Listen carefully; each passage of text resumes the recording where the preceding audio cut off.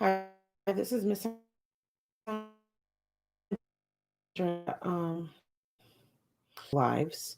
Um, I may not be connected right now. Here we go. Um, my last two lives addressed race in the homeschool community and similar things to that.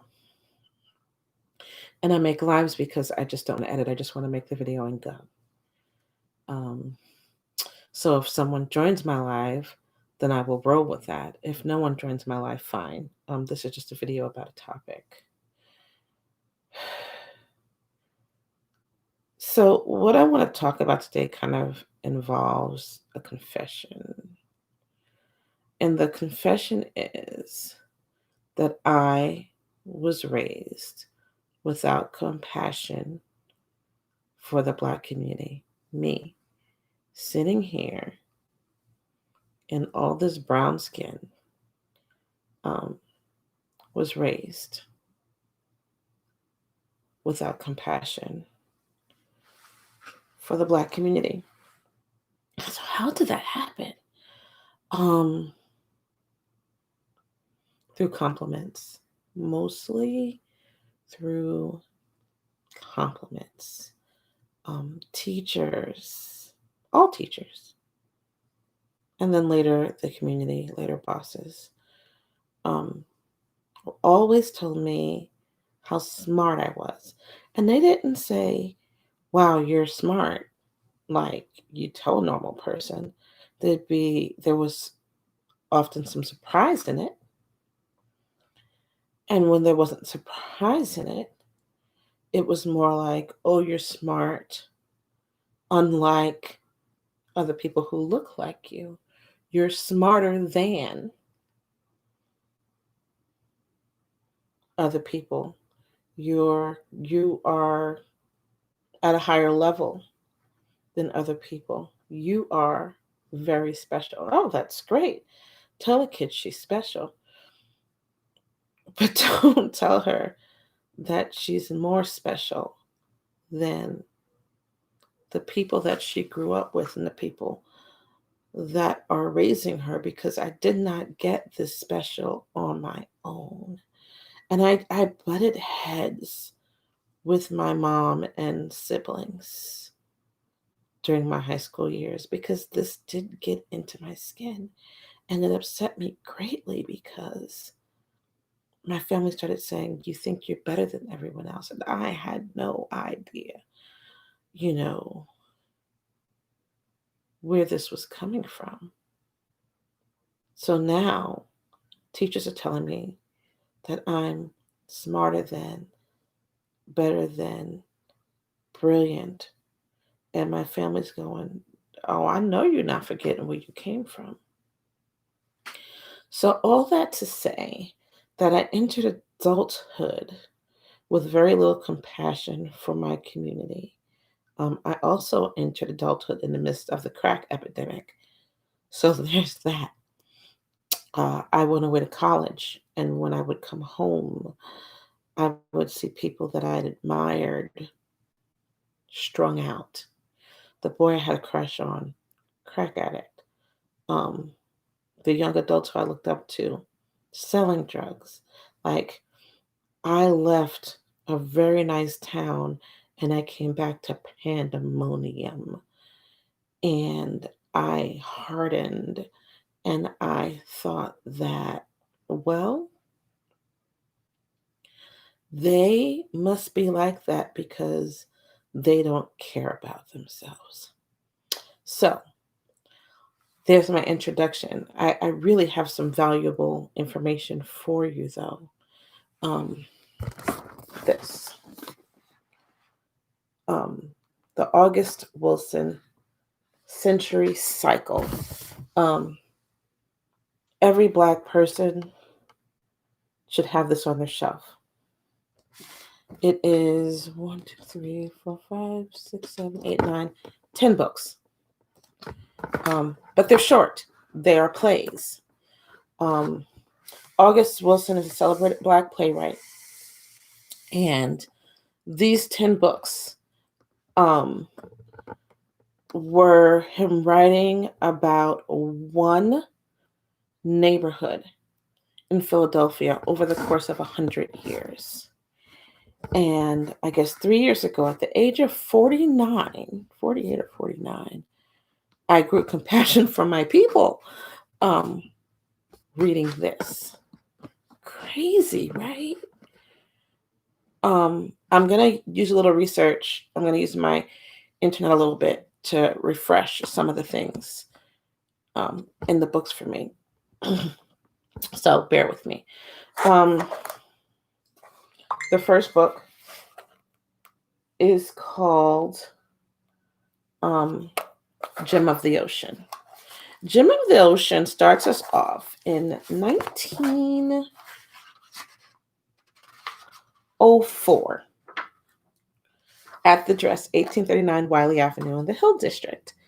And it sets us up with a reminder of who we are spiritually. Our spiritual connection to each other, our spiritual connection to the world, our spiritual connection as descendants of Africa. The synopsis is against this turbulent backdrop because, not so recently freed from slavery. These people have parents who were slaves. Maybe some of them were slaves at one point. Against this turbulent backdrop, Aunt Esther launches Citizen, who is the character's name is Citizen, on a spiritual journey aboard a legendary slave ship. He has some personal demons that need healing, and they literally take him on a spiritual journey where he feels and sees himself on this legendary slave ship to cure his sins. And some bad things also happen in this book. A black man drowns, another man is killed. But it reminds us that in 1904, where people were. They still had a lot of spirituality about them. They still had a huge connectedness in the community. I had got some good news today, and now everyone's dinging me. So please ignore the dinging. The next one is Joe Turner's Come and Gone. So let me just pull that up. In Joe Turner's Come and Gone, we come to terms that while slavery is ended, it's not ended. It's not over. Because what they're doing is they are arresting Black people for the smallest infractions and making them work on plantations. So we come to terms with that in Joe Turner's Come and Gone. So it reminds us that slavery didn't end the way we thought it did. I'm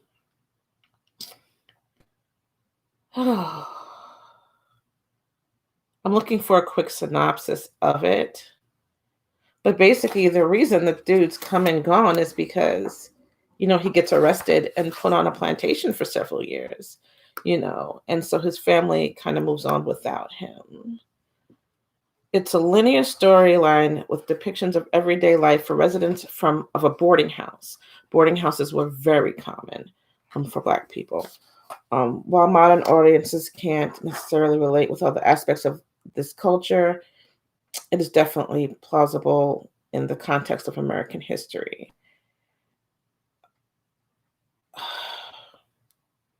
It's a beautiful, rich book. And it just shows us how one wrong step and you were back into, what we now understand to be modern day slavery. I hope I have these in proper order. I think I did, but if my kids got into them, they're not.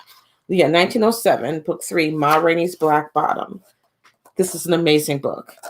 And the gist of the story is there's a Black woman who sings amazingly.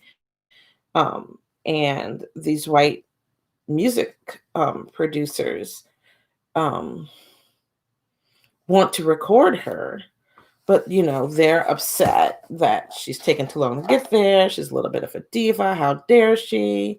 And she's like, I'm going to be a diva because all you people want is to get my voice on record so you can make a ton of money. And I know I make more money than anyone else. There's some tragedy in this also because her bandmates are very disenfranchised. Like they're kissing Ma Rainey's butt, but her musicians are being treated very poorly and being strung along, and some anger explodes there. So, so now we're 3 decades in to this series, and we're seeing how, first we're still tied to slavery in the first and second book. In the third book, they start monetizing our talents without respecting us. The piano lesson brings us a little bit back to the style of Gem of the Ocean, because there's a lot of spirituality in here, and there's a ghost of a white man who got killed, who this piano is attached to. And it's a brother and sister, and the brother wants to sell the piano, and the sister wants to hold on to it because of what it means spiritually. And there's a little bit of violence that goes all the way through here. The piano lesson, the brother shows up because he wants to sell this piano, and he's selling like this truckload of watermelon to buy the piano from, his sister shared the piano from her, but she holds firm. I can't remember 7 guitars. Oh, goodness. What was 7 guitars about?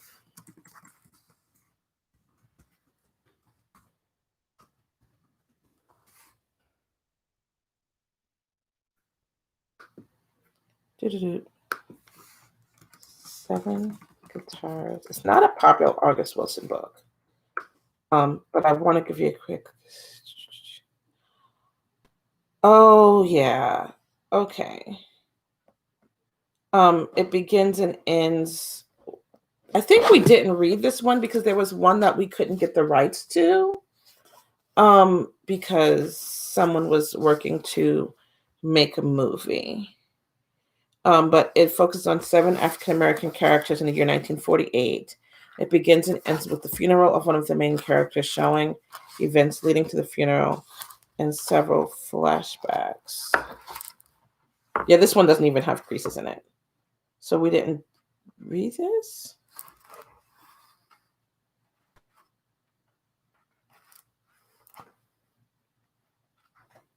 Oh, we did. I feel like I remember it.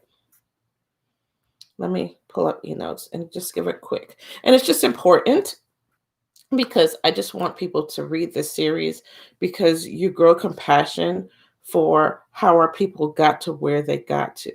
You basically take us from slavery to the crack epidemic and explain how that could have happened over 9 generations. Oh, yeah. Okay. The play is structured within the frame of Floyd Schoolboy Barton's funeral, which opens and closes a drama. There's a lot of spirituality in this too. The bulk of the story is told as a flashback to a few weeks earlier. Floyd had just returned from serving a 90-day jail sentence because they used jail a lot. They've been using jail the whole time. He had received after returning to Pittsburgh from Chicago. He has recorded a hit record and wants to take his girlfriend Vera back to Chicago with him. He is held back by his inability to purchase his guitar from a pawn shop.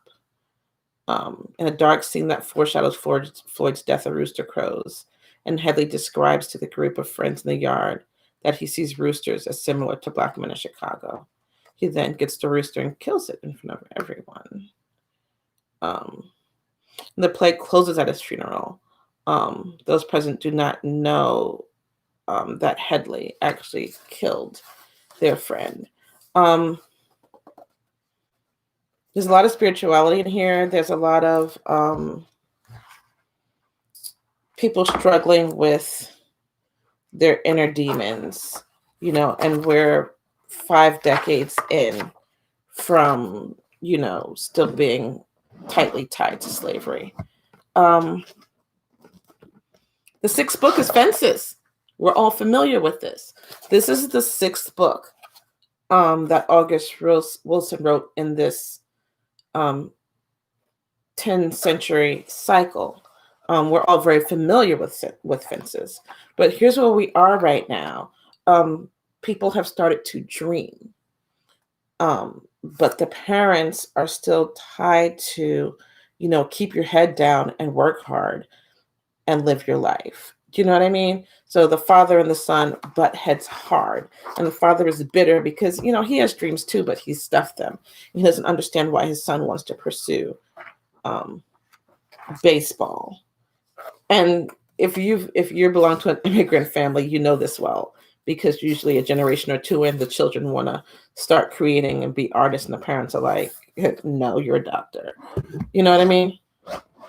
And the father just wanted him to get a job. He didn't want him to dream that hard. And then, there's the relationship in Fences also. After Fences, I'm laughing because I directed it. Like, I don't remember it. I directed it. Jitney was about a cab company in 1977. I think something's out of order, because Fences is 1957. So before I get to Jitney, let me check 2 Trains Running. Yeah, 1969. Let's do 1969 first. I don't remember it.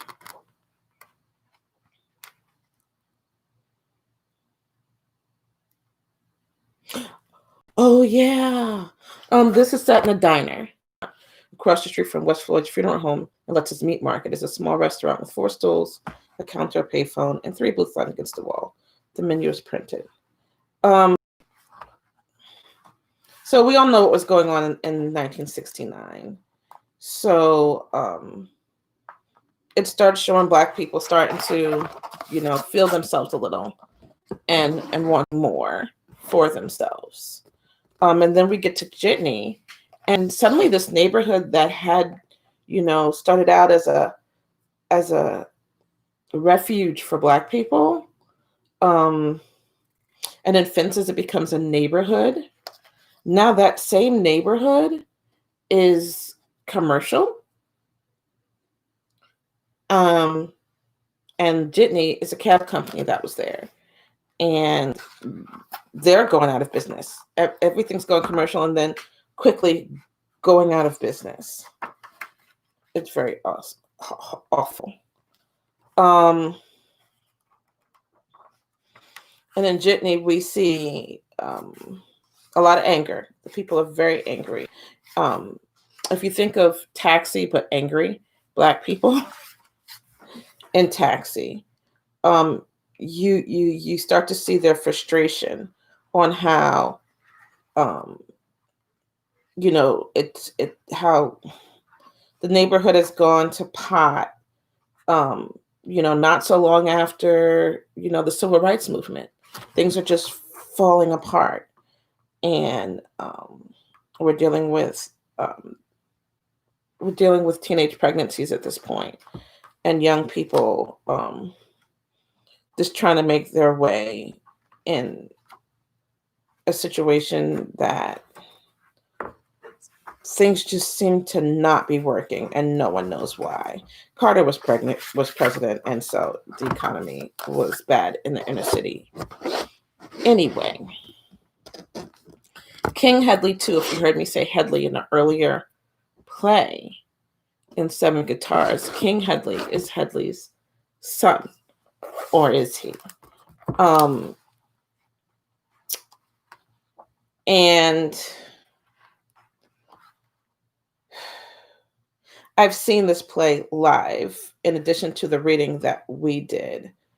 But the gist of it is his mother, who was a pregnant girl in 7 Guitars, pregnant with him,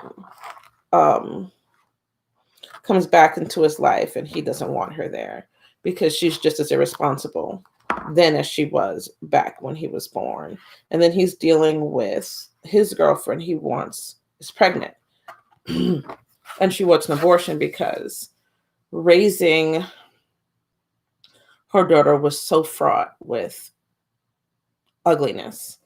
As a single mom with the father who wasn't present, she just didn't want to do that again. She was in her mid-30s and already a grandmother and didn't see any point in having a kid. This ends tragically.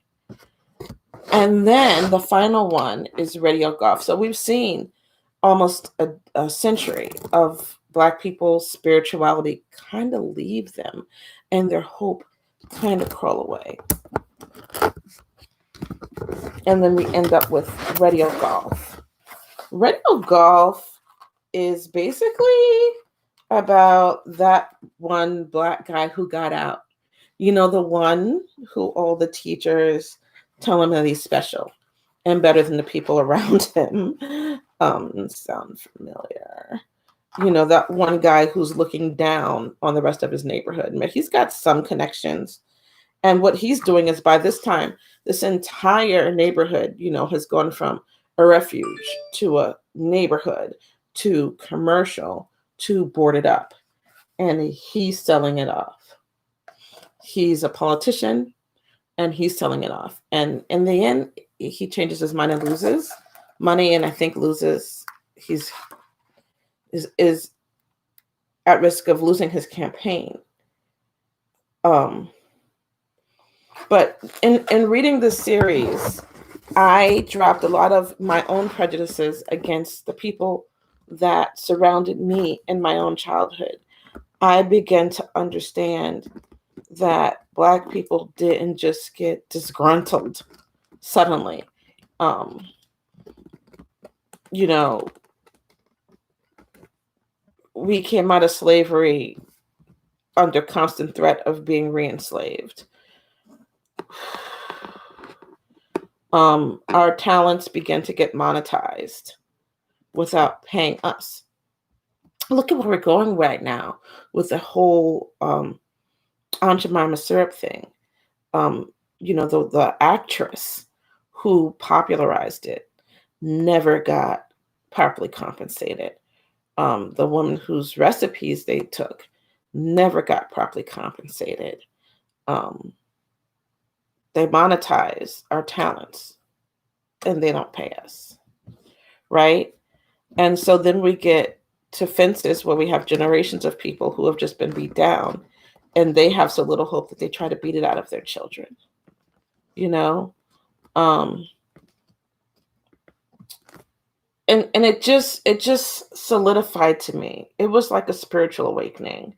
You know, I was turning 50 and I realized that the things that I had been taught about my people were programmed into me by people being nice.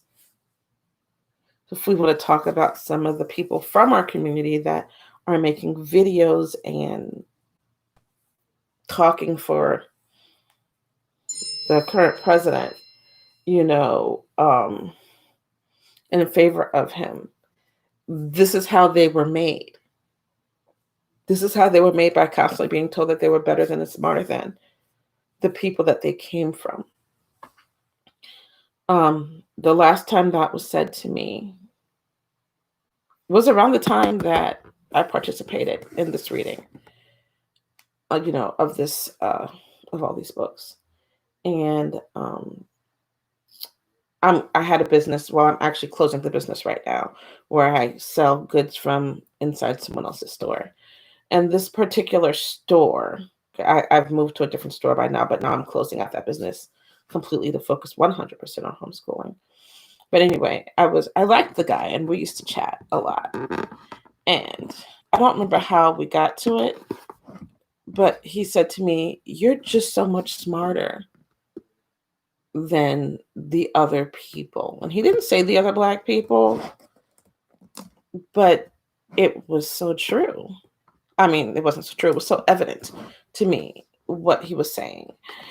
And my response to him was, you need to meet more people, because academically, I'm average. You know, I just work hard. And he was like, well, whatever it is, you shine bright and you're just different, and you and he's complimenting me, and I'm like, thanks, but I should introduce you to my dad because I didn't get this way um on my own. So, and that's the story of how I grew compassion for people who look like me and how I was raised. Everyone's texting me and wishing me happy Juneteenth. I'm seeing it pop up on my phone. That's so sweet. Um, how I was raised and programmed to not appreciate the people who were loving me and trying to make me strong. And it was easier to just take the compliments of people who were giving me backhanded compliments. Oh, wow. I have someone who said hi. Stephanie Joe says, thanks for sharing. I'm a homeschooler and we'll be adding this to our literature. That's what I want. That's what I want. The August Wilson Century Cycle. I don't like book jackets, so I took all the book jackets off. But isn't that beautiful? Just with the canvas covers. And it's a quick read. Swear words, y'all. So either talk to the kids about swear words so they're in proper context, the N word, and or save them for your 11th and 12th graders. Look, you shouldn't graduate high school without reading this. And the guy who played the kid in Fences for us just got into Boston Conservatory at Berkeley. And he did a TED Talk this year. It makes for smarter kids. Absolutely. So I'm done. I'm glad I had visitors. I see a couple of people were watching and I got a thumbs up and I got a comment. I think Friday is my day. I want to aim for like 10 a.m., but it'll probably be noonish. We'll see how that happens. But like I said, I'm not a fan of editing and I just like the live format. I'm just comfortable talking. I honestly want to start doing live talks, to groups. We'll see what comes of that. Be good. Take care of everyone. Enjoy Juneteenth. Encourage people around you to get educated about Juneteenth, how Black people were kept in slavery for 2 extra years. And that day, Juneteenth, is a day that the Army came through and was like, y'all, you could go. And then also Tulsa. Because, oh God, because my father would say to me, why do you want to be an architect? They won't let us do that. Or, why do you want to do that? They won't let this happen. And I used to just get so mad at my dad. So what are you talking about? Who's they? And then I found out about Black Wall Street and I was like, oh, them. Oh. I love you all. My white homeschoolers, educate your kids about history. This is why I started my homeschool program teaching history. I had a white kid call me out. We were finishing the civil rights unit and I was like, but things are better now. And this boy stood up and with his big round eyes said, why are you lying? It's not better. And I had to look him in his eyes and say, you know what? You might be right. We have some issues. But then I talked to him about getting to know people that didn't look like him, spending time with them, being in their houses, because ignorance is the biggest causes of prejudice. So this is why I do what I do. This is why I'm still homeschooling other people's kids after I'm done homeschooling mine, because there's tons of things I could be doing. I'm an artist. I'm a writer. I'm actually working on a couple of plays right now. One of them is called Black Boy Joy. It's going to be good. I've already got someone who said they want to direct it because I'm involved in community theater. Anyway, that's it. I love you. I love you. All of you. Till next time.